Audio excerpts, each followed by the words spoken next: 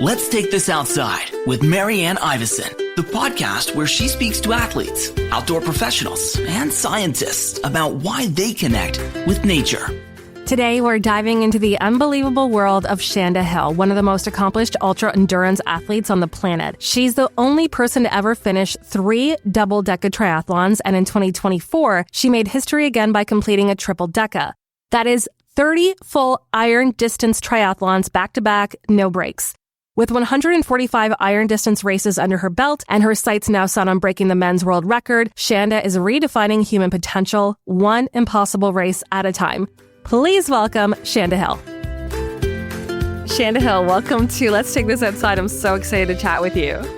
Thank you. I'm excited to speak to you. I saw this article about you completing the South Africa Deca Ultra Triathlon race. Did I get that right? Yes, you did. You nailed it. In March, not only being the only female to complete it, but the second overall. And I was like, this woman is so perfect for my podcast. Take us back. How did your love of spending time in nature begin? Then that turned into like ultra endurance sports, like the ultraist endurance sports. I don't know if the love of nature is the right word. I was submerged in nature from the time I was a kid because it was outside picking rocks behind the tractor, for my parents on their property, or it's pounding fence posts. So I was immersed in nature, kind of like a farm kid growing up without the actual, typical farm you'd think with all the animals. I was just out cultivating the land as a kid with my brothers. I can relate to that. I grew up on a farm in Southern Ontario and picked rocks out of fields. Yep. And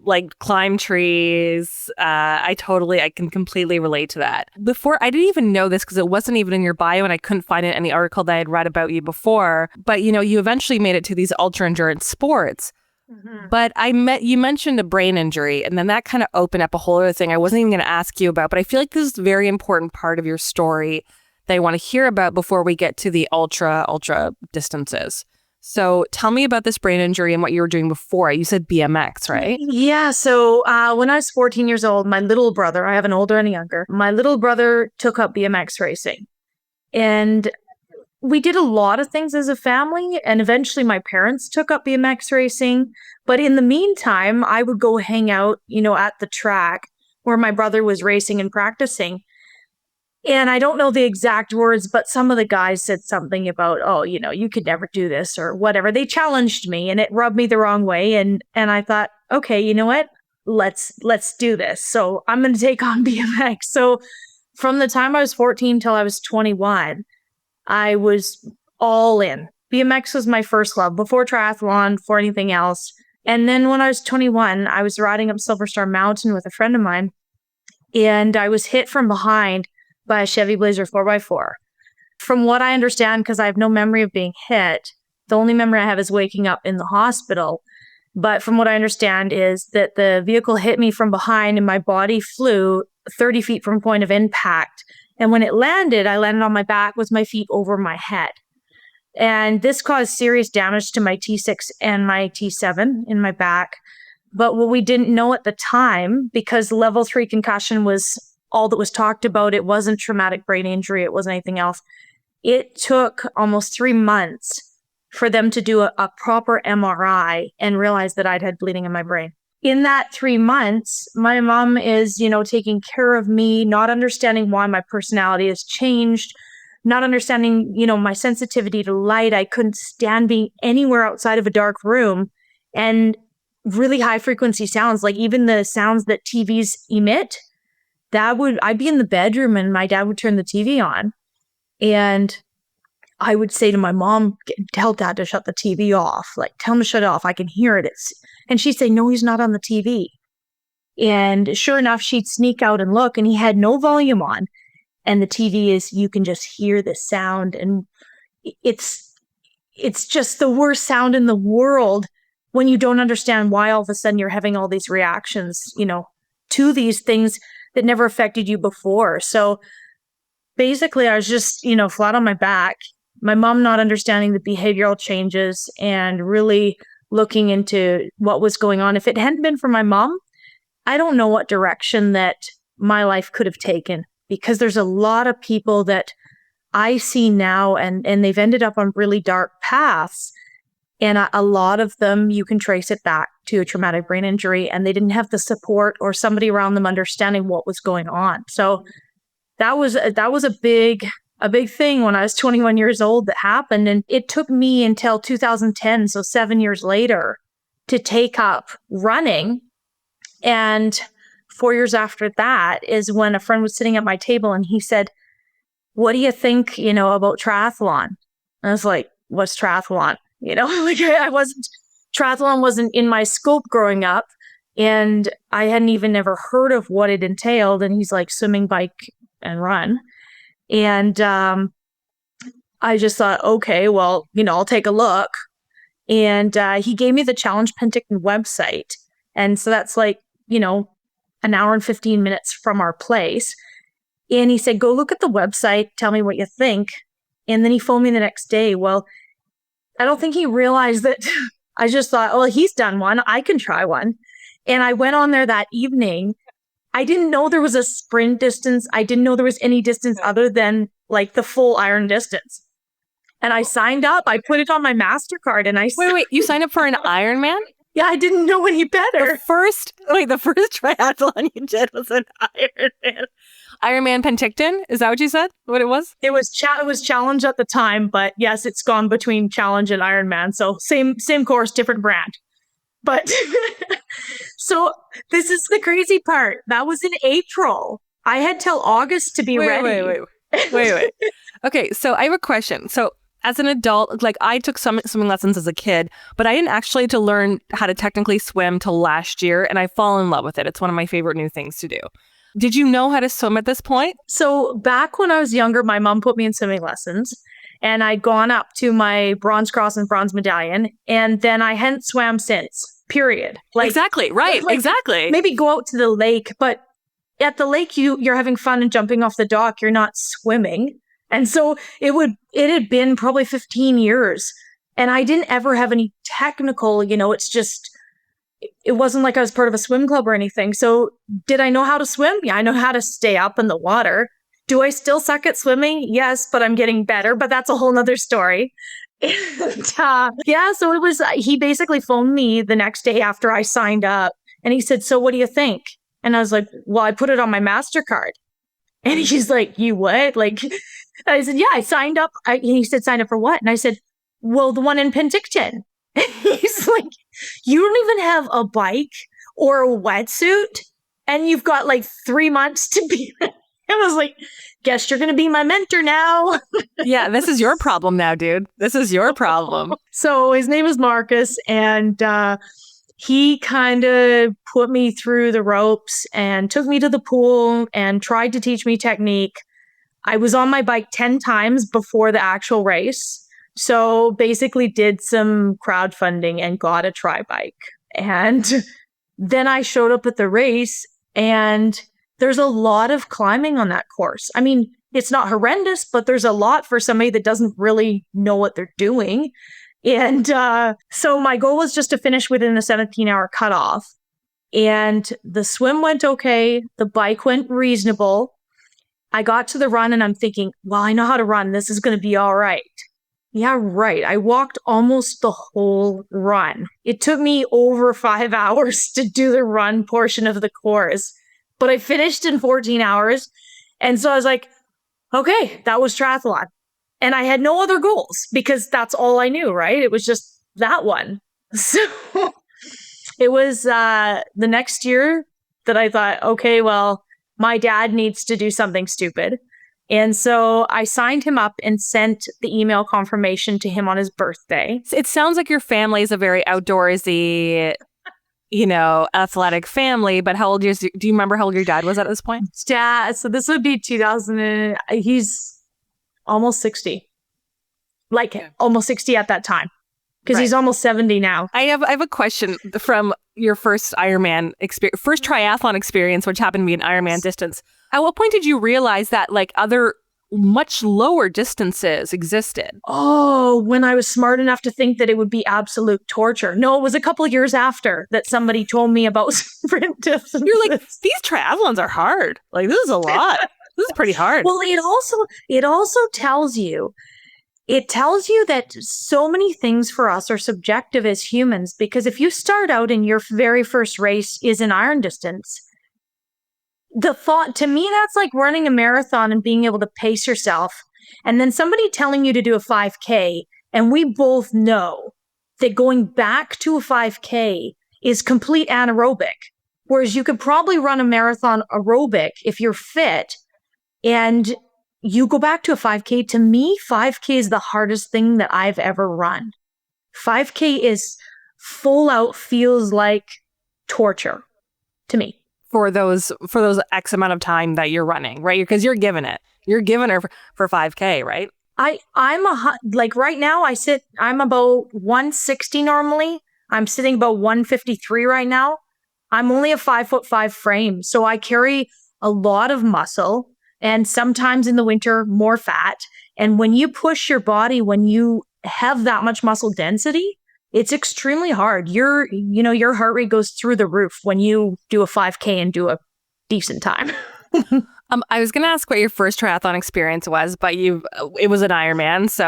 But what point did you realize did you ever imagine at any point that you end up doing over 145 iron distance races? No, not at all. And even if you talked to me a couple years ago, I still wasn't imagining that. It wasn't a goal. To me, when I did the first Deca, I thought, okay, I'll do a Deca. I had no idea I was going to do 2 more, now 3 more. It wasn't even in my, thought capacity. I just thought, one of, and then, maybe I'll do something else. And it was when I found out about the Deca that after that, I found out there was a Double Deca. And after the Double Deca, I found out there was a Triple Deca. Can I ask you, what is a Deca triathlon for us simpletons? Well, there's a Deca is it's called a format of 1 per day. So Deca represents 10, and that would be the equivalent of doing 1 Ironman for 10 days. So swim, bike, run every day, kind of like a rat stuck on a loop. Every day is deja vu. That is called the 1 per day format.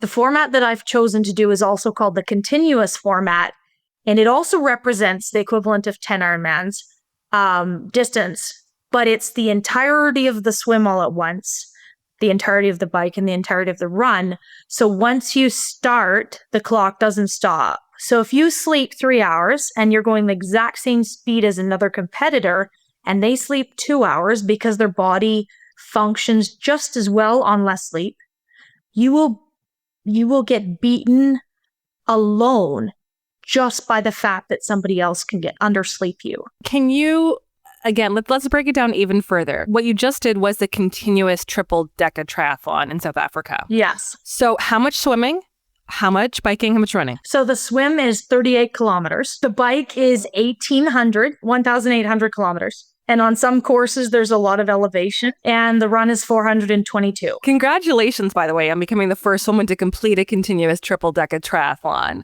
Thank you. So you started out with this first Ironman. Here's the thing, is that you started out really high. You started out out on top. You said in 15 hours, the first one you said? 14 hours. 14 hours.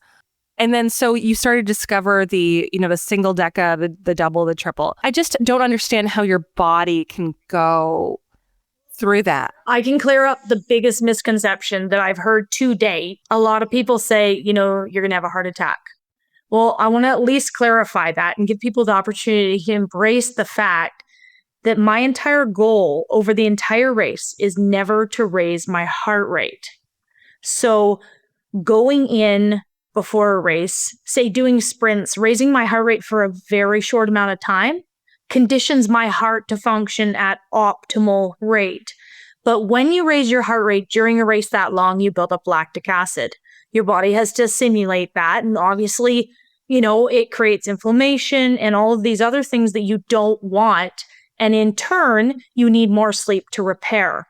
So somebody that is functioning at the most optimal form going into Deca is able to never raise their heart rate to a point where they're building up lactic acid, and they are simply just going at a continuous rate and in turn able to sleep as little as possible. Do you have any specific mental strategies or mantras that help you stay in that zone? Yeah, you remember why you showed up and why you paid to do something that seems ridiculous. For me, the race itself, as bizarre as this will sound to, somebody from the outside, for me, the race is almost like a vacation because I'm not a logistics person. I don't like planning. I don't like structure. And for me, getting to a race is the hardest part. All of the planning, the packing, the organization, to me, that's a nightmare. When I get to the race and I get to do what I actually love to do, and that's just move forward, and I love the competition, I love the people. To me, that is the best part of all of it. So it's actually everything before a race that causes me a tremendous amount of stress. The race itself, as much as it may look like we all enjoy pain or something, it's not that. Pain is part of it.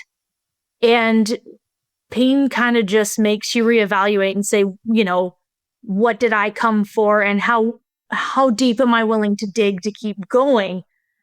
But we show up for these races, the other athletes and I do, because there's a genuine love of knowing what you're capable of, what you can, achieve when you set out to do something. Something that I love doing on this podcast is interviewing the coolest possible women that I can find, and you are on that list. What does breaking barriers, like I said, the first woman to complete a continuous Triple Deca Triathlon, what does breaking barriers, especially as a woman in this space, mean to you personally?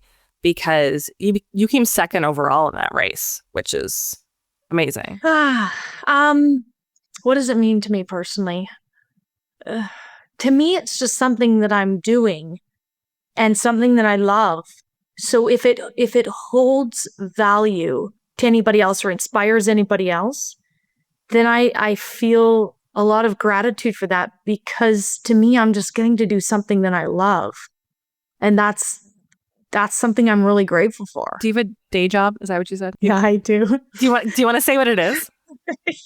Can you say what it is? I work landscaping, but I also have another job where I work for a company that imports dried fruit and nuts from all over the world. So yeah, a little bit of diversity there, a little bit of, working inside, working outside, but it keeps me busy. Yeah, it keeps me strong. I was going to ask, what does a typical training week look like for you when you're preparing for something? Because you have a few big races coming up.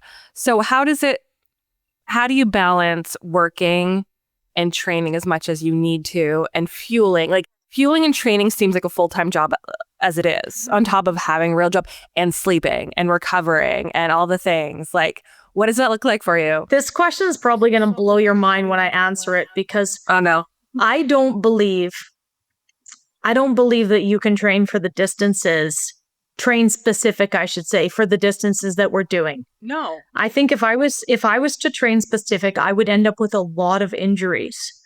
So my training per se in the last couple of years has evolved. Before I did the Triple Deca last year, I rode my bike 2 or 3 times, like the entire year, because I think that it's more important to cross train per se, like stay strong, lift weights, do sprints. But I don't think for me, time on the bike is what works best. And I can't speak for anybody else, but I don't think that putting in miles makes me a stronger athlete physically. I think you can have a base and then go forth with that. But I think when you get to endurance, so much of it is the mind, because your body, who wants to go over a mile? Like, whose body is like, yeah, let's go for a 20-mile run? Not a chance. Like, after a mile, you want to shut it down. And then all it becomes is just a game per se of the mind saying, you could quit this lap. Like in Italy, the bike lap was 7.2K. We had 40 meters of climbing every single loop. Think about that. You have an opportunity to quit. I'm not even going to say how many times. It's ridiculous. I mean, at least 500 or 600 times. You have an opportunity to quit because you hit base camp and you go out on that loop again.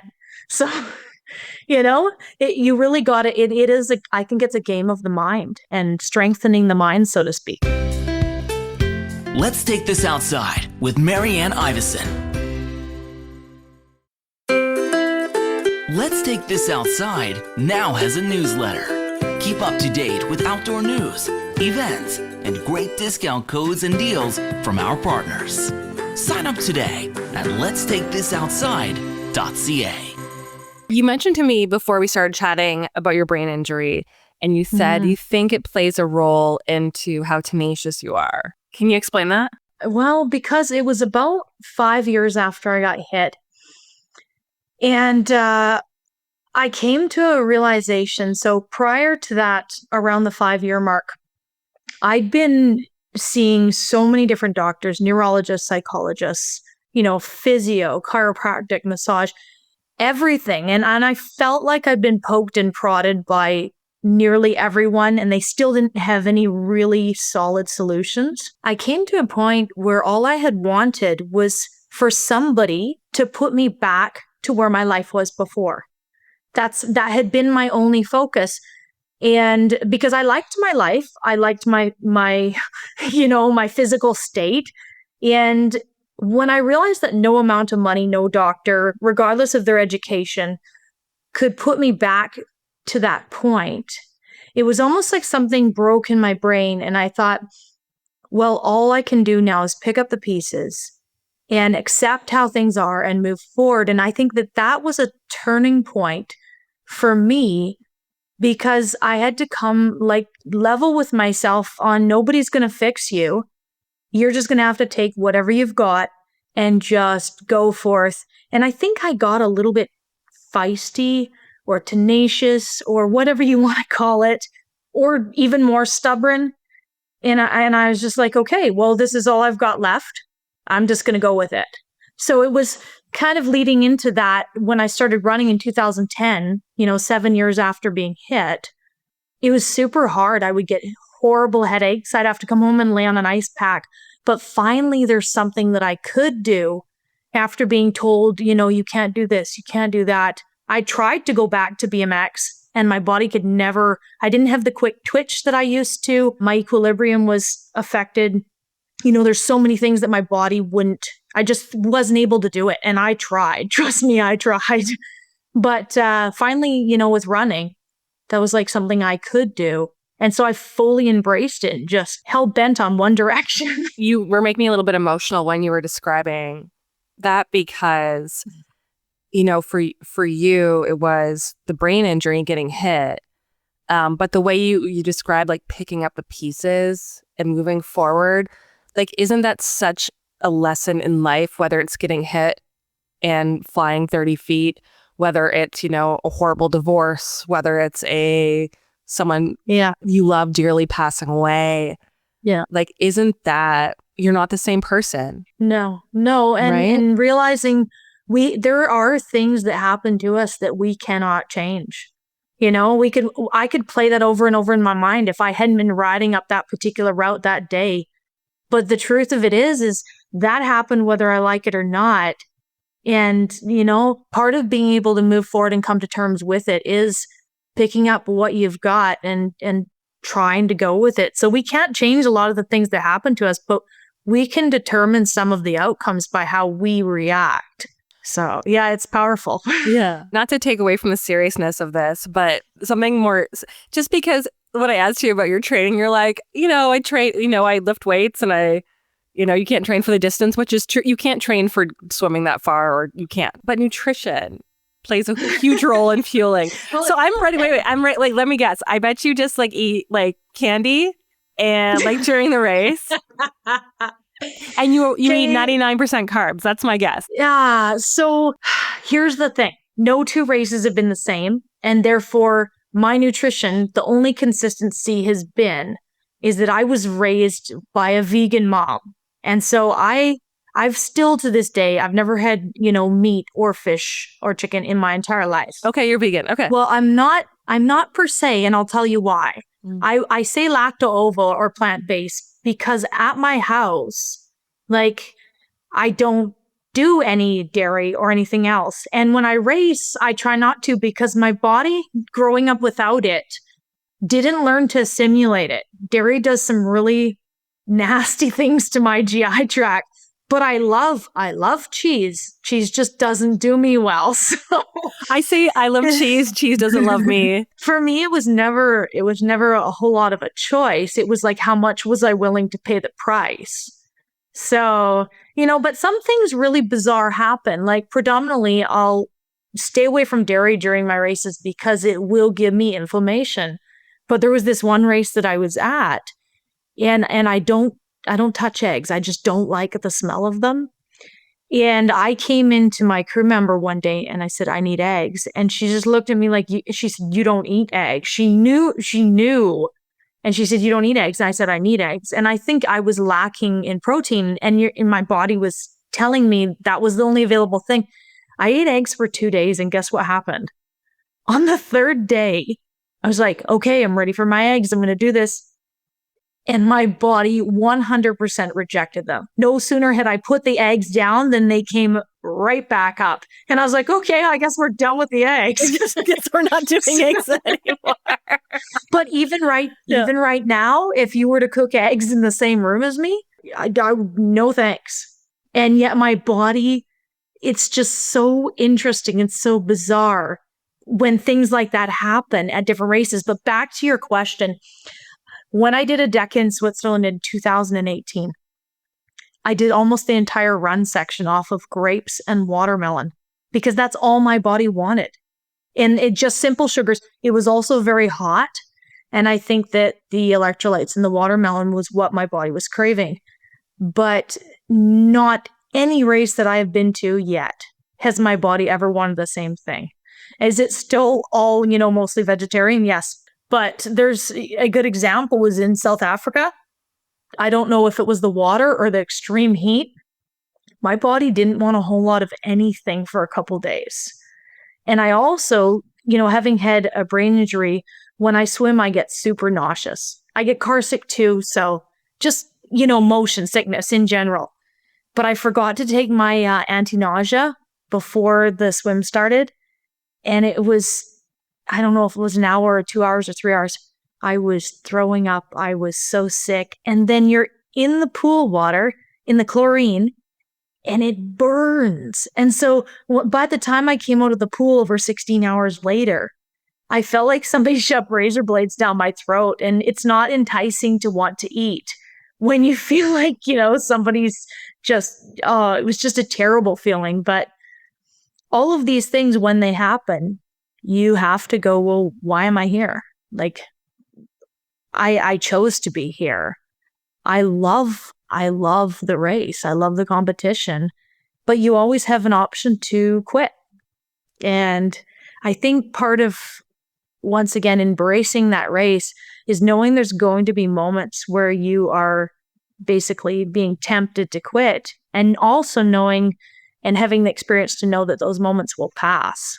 Let's talk about your next big goal. This might come out around the time that you're doing these races, but 51 iron distance triathlons in one year, which is 2025. Because before you didn't have any goals. You were just signing up for stuff, using your credit card, whatever.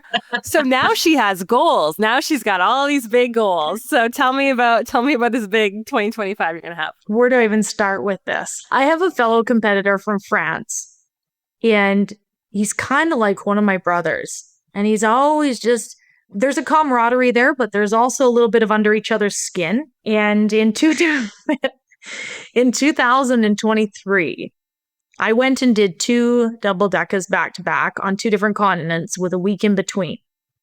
So that's the equivalent to 20 iron distance races and times 2. So I achieved the 40, which was a record in a year for the women. He was able to get to one more race than me, and he did 41. And I'm telling you, I don't know if he did this consciously. I don't know, we don't talk that much, but I don't know if that was a dig, but it is a dig now because we talk about it now. Mm-hmm. And he gives me a hard time, I'll say, 40 in 1 year and he'll go 41. Don't tell him anymore. You can't tell him anymore. You can't. You have to do it secretly. All is fair in war. So we're doing 51 this year. So the funny thing is he was probably one of the first people to hear about it. Because you know what? If you're going to have that little bit of a dig, and even though it's not just about the competition, but that's also kind of, that's a little thing that we're kind of pitting each other against each other. It's only fair if he gets to know exactly what races I'm doing, because I'm doing every single one of those races. So there's no way that he can do any more than me. Exactly. Maybe he'll step up and he'll do all of them. We'll see. But the current world record for the IUTA of races done in a year is 48. And it was made last year by him. So naturally, there's 51 races available. And if I am graced with, good health, then my goal is to do 51. Did you decide 51 for almost like a safety if you happen to miss a couple? I do not want to miss any.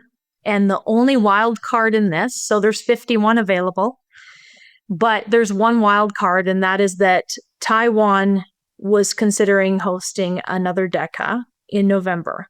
It's not on the IUTA calendar yet, because in order to host a race, you have to comply with the IUTA standards. And some people are a little later getting all of their submissions in than others. So I don't know, and nobody at the IUTA knows if this race in November will go ahead. If it goes ahead, there'll be 61 races on the calendar, and I will be in Taiwan.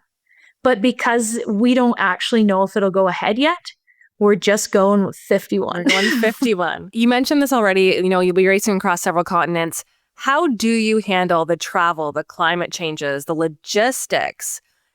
Again, for me, that would also be the most stressful part of it, is the anxiety leading up to it and making sure you don't miss anything. That is 100% the most stressful part for me. Mm-hmm. The biggest stressor being the flights. I know that no matter what, everything will always work out, and it might not work out how you planned. So I always have that in the back of my mind, and that gives me a little bit of peace. But yes, does my bike showing up or not showing up when there's a race? That's yes. Am I going to let it give me a ton of stress? I try not to, because it's stress I don't need and stress I don't want. But as far as flights, connections, hauling my luggage through airports, all of that is for me quite stressful, but it's par for the course. And once again, when I am tempted to be really stressed about things like that, I just tell myself how lucky I am to be able to do something that I love, and how few people in this world, one, have that kind of passion and then get to execute it.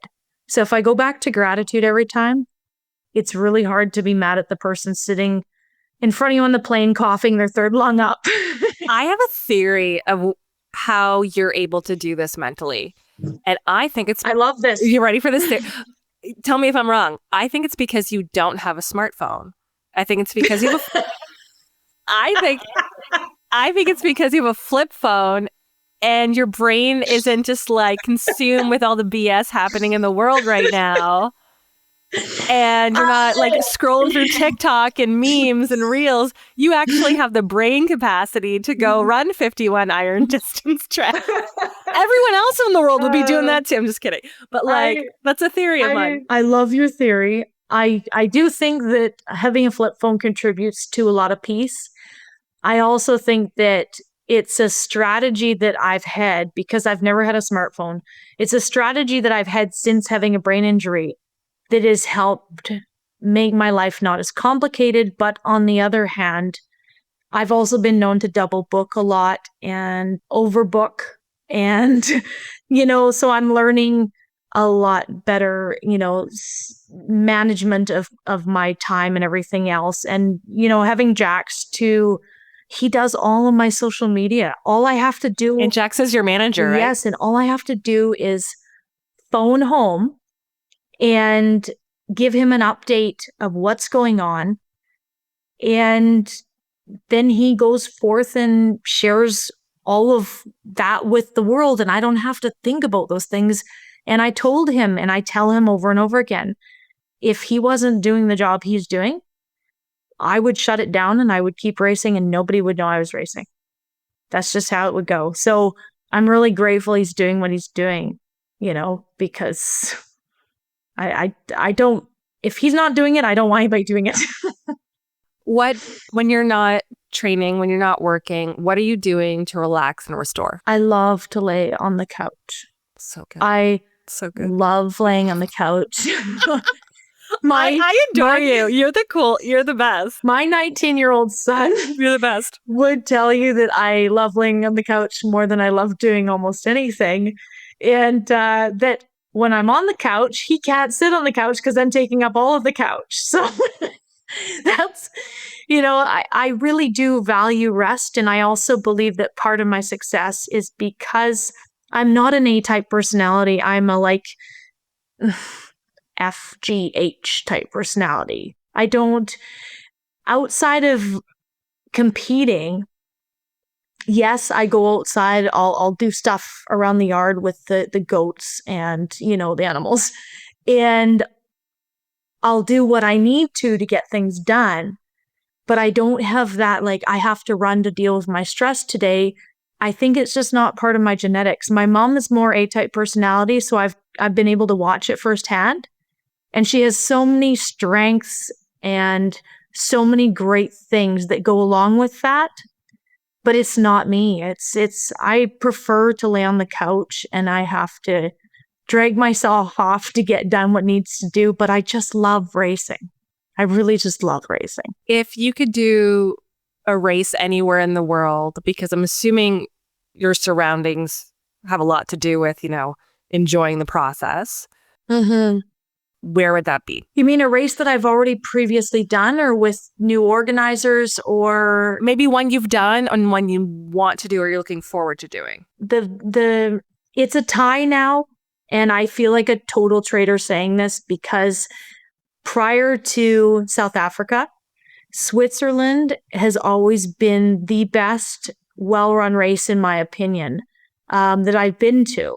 They've got a great venue and the race director, Norbert, does a great job. It's probably beautiful too. Yes, it is. And very clean. And aside from headwinds almost the entire cycle, it's a great race. There's a lot of rain. But South Africa, I wouldn't say it's a downside because it made me a lot tougher. Over the course of 1,800K, we climbed the equivalent elevation of 1.5 times Mount Everest. So it was a hard course. It wasn't flat like Switzerland.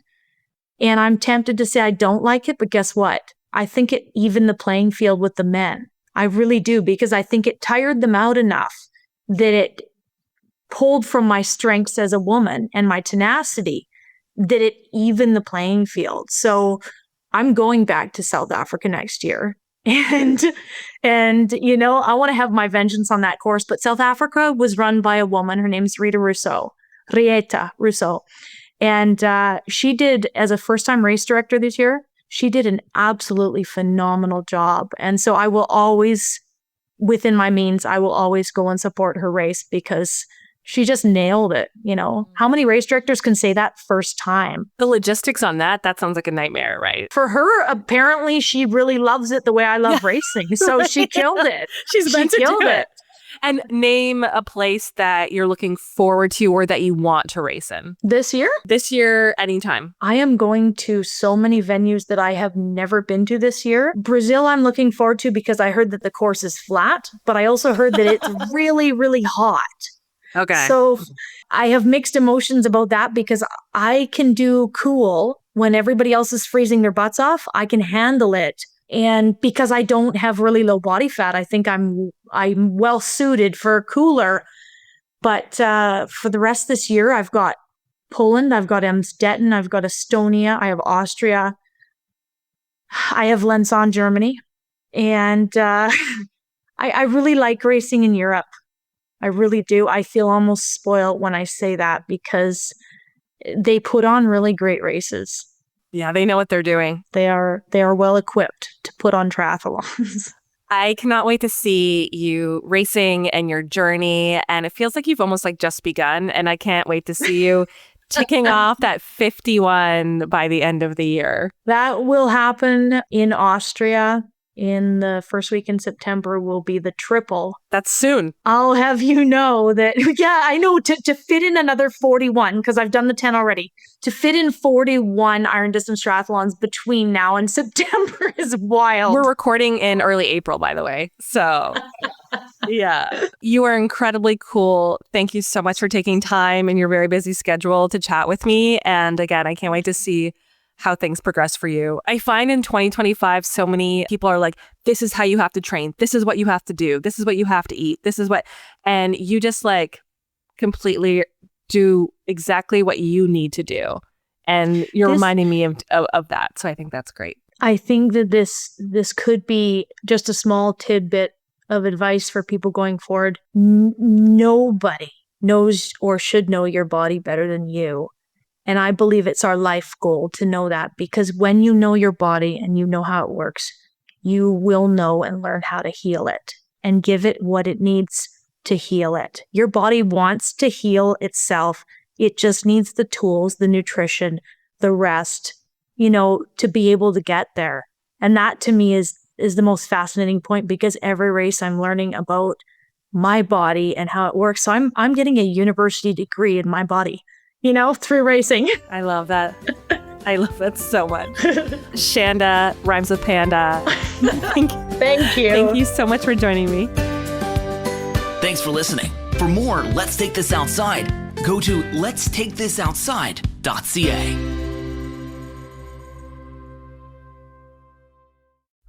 Produced and distributed by the Sound Off Media Company.